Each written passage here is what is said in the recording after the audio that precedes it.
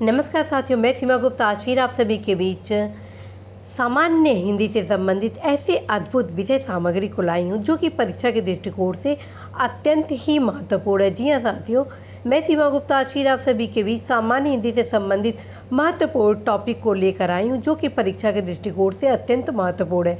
आज के इस क्लास में आप सभी के बीच मैं अनेक शब्दों के एक शब्द को लेकर आ रही हूँ और आज की इस क्लास में मैं उन पूर्व प्रश्नों को ला रही हूँ जो कि समीक्षा अधिकारी, सहायक समीक्षा अधिकारी आदि प्रारंभिक और मुख्य परीक्षा 95, 2006, 2010, 13 और 14 में हुए थे परीक्षा और उसमें ये तमाम प्रश्न आए थे। यह प्रश्न आप सभी के बीच इसलिए यह विषय सामग्री लाया जा रहा है ताकि यह क्वेश्चन यदि रिपीट हो तो क्वेश्चन आपका गलत ना हो, दूसरा आप परीक्षा के पैटर्न को भी जान सकें।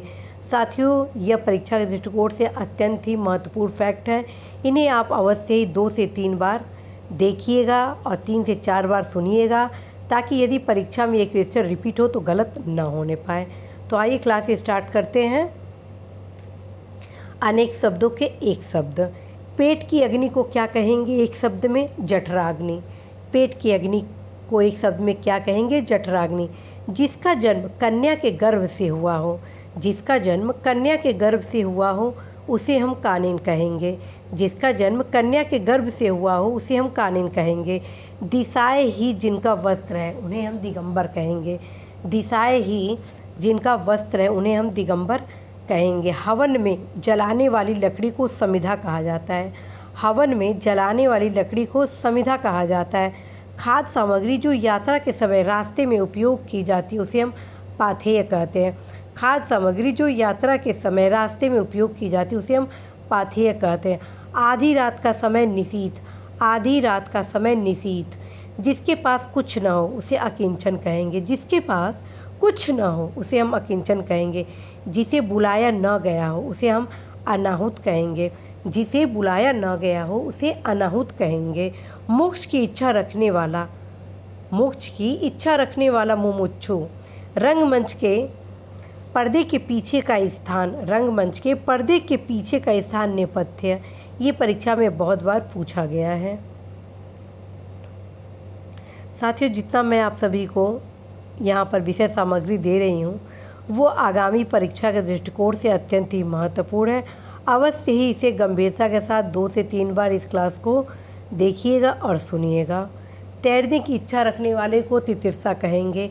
तैरने की इच्छा रखने वाले को तितिर्सा कहेंगे। जिस पेड़ के पत्ते झड़ गए उसे अपत कहेंगे। जिस पेड़ के पत्ते झड़ गए उसे अपत कहेंगे। जो स्त्री सूर्य भी न देख सके उसे असूर्य पस्या कहेंगे। जो स्त्री सूर्य भी न देख सके उसे हम असूर्य पस्या कहेंगे। जो युद्ध में स्थिर रहता है उसे हम युधिष्ठिर कहेंगे।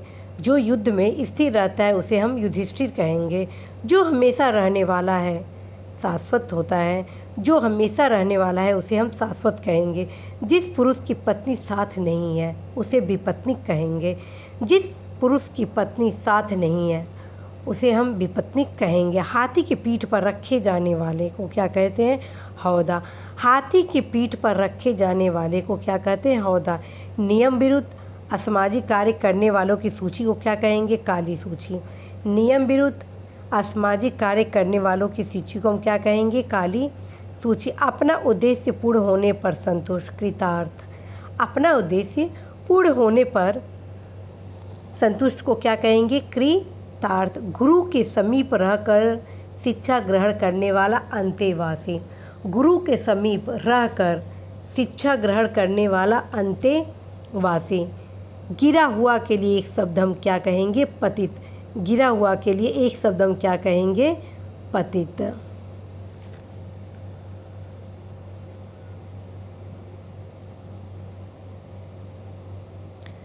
शब्द द्वारा जो व्यक्त न हो सके उसे हम क्या कहेंगे? अव्यक्त।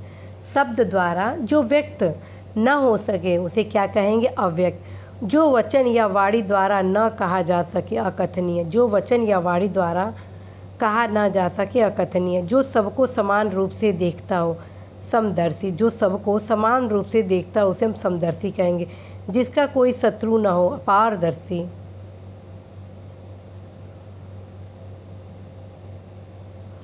जिसका कोई शत्रु न हो उसे हम अजात शत्रु कहेंगे, न कि अपारदर्शी कहेंगे।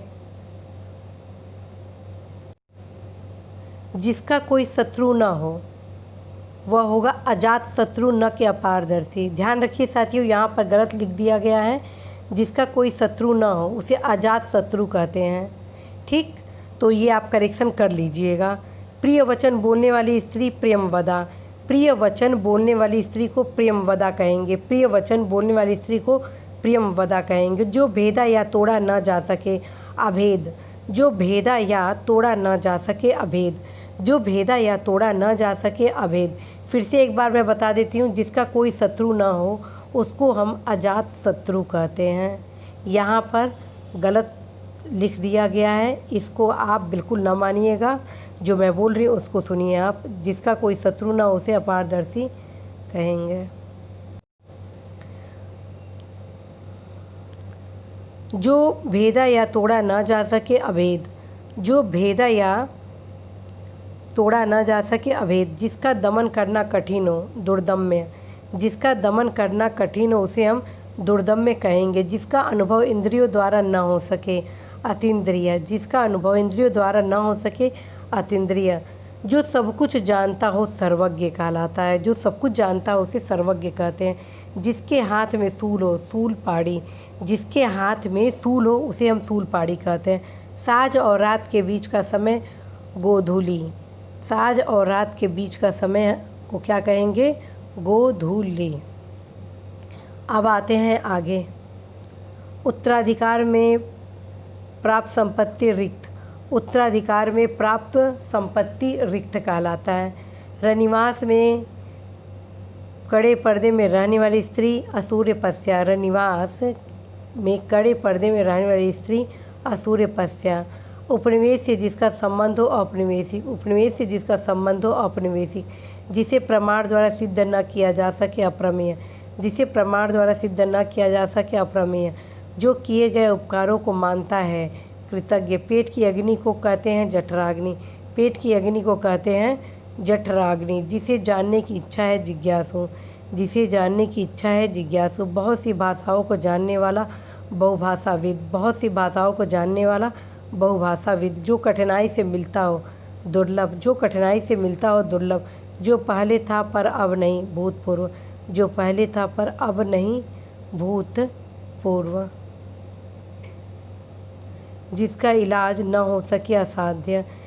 जिसका इलाज न हो सके असाध्य। जिसे जीता न जा सके अजेय। जिसे जीता न जा सके अजेय। जिसके हृदय में ममता नहीं निर्मम। जिसके हृदय में ममता नहीं निर्मम। जिसके सिर पर चंद्र हो चंद्रशेखर। जिसके सिर पर चंद्र हो चंद्रशेखर। जो सब कुछ जानता है सर्वज्ञ। जिसका जन्म छोटी जाति में हुआ हो अंत्यज। जिसका जन्म छोटी जाति में हुआ उसे अंत्यज कहेंगे। जिस स्त्री का पति जीवित है सधवा। जिस स्त्री का पति जीवित है सधवा। जिसे जीता न जा सके अजेय। पति युक्ता स्त्री को क्या कहते हैं? सधवा। पति युक्त स्त्री को क्या कहते हैं? सधवा। महल के भीतरी भाग अंतःपुर। महल के भीतरी भाग अंतःपुर। झगड़ा लगाने वाला मनुष्य नारद। झगड़ा लगाने वाला मनुष्य नारद। जो कठिनाई से समझने योग्य है दुर्बोध। जो कठिनाई से समझने योग्य है दुर्बोध। जो पृथ्वी से संबंध है पार्थिव। जो पृथ्वी से संबंध है पार्थिव। जिसका शत्रु जन्मा ही न हो अजात शत्रु। तो साथियों, आपने देखा उन तमाम महत्वपूर्ण प्रश्नों को जो कि आगामी परीक्षा के दृष्टिकोण से अत्यंत ही महत्वपूर्ण है। तो आप एक बार और देख लीजिए कि कैसे आपको ये सब याद करना है। साथियों, मेरे द्वारा आप सभी को बताया गया है कि जो भी मेरे द्वारा क्लास लाया जा रहा है उसका एकमात्र उद्देश्य है कि आप निश्चित रूप से अपने लक्ष्य में सफल हो। इस वजह से इस क्लास को वीडियो और ऑडियो फॉर्म में लाया जा रहा है। जब आप इसको एक बार देख लें, लिख लें, उसके बाद जब भी आप खाली रहें तो इस क्लास को आप बार बार ईयरफोन के माध्यम से इसको सुनिए।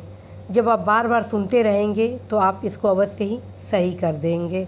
तो साथियों, इसी आशा के संदेश के साथ कि आप अवश्य ही दिशा निर्देश को पालन करेंगे और बहुत जल्द आप सभी के बीच सामान्य हिंदी से संबंधित मल्टीविटामिन कैप्सूल क्लासेस को भी लाया जा रहा है, जिसमें उन तमाम विषय सामग्री को संबंधित टॉपिक से कवरअप किया जाएगा, जो कि परीक्षा के दृष्टिकोण से अत्यंत महत्वपूर्ण है। और पूरा उम्मीद भी मैं करती हूँ कि यदि आप उस क्लास को करेंगे तो निश्चित रूप से सफलता आपके हाथों में होगी। तो इसी आशा संदेश के साथ कि आप अवश्य ही अपने लक्ष्य में सफल हो, मैं सीमा गुप्ता आज आप सभी से विदा लेती हूँ। नमस्कार।